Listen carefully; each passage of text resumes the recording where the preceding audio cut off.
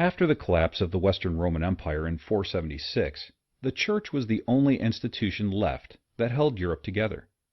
However, the Church was still relatively weak. It had no army with which to enforce its rulings, and had a population that believed in old superstitions as much as the teachings of the Church.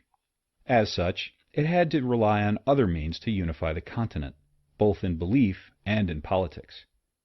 To this end, the Church used a top-down approach of focusing on nobles and rich people to largely create much of what would later be considered medieval European culture for the next 1,000 years.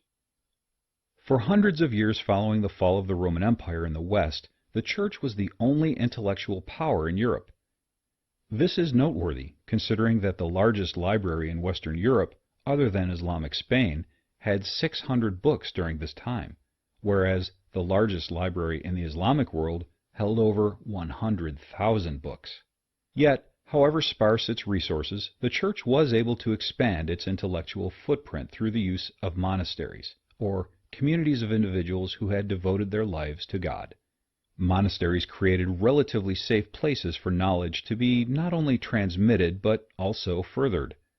One of the daily tasks assigned to many monks, the people who had dedicated their lives to prayer and service to God, was to copy books by hand. These monks, by doing so, helped to preserve the Latin language, as people on the streets began speaking more common forms of the language that would evolve into French, Spanish, and Italian. In addition to the language of the classical world, many of the ideas of that period also were saved from obscurity.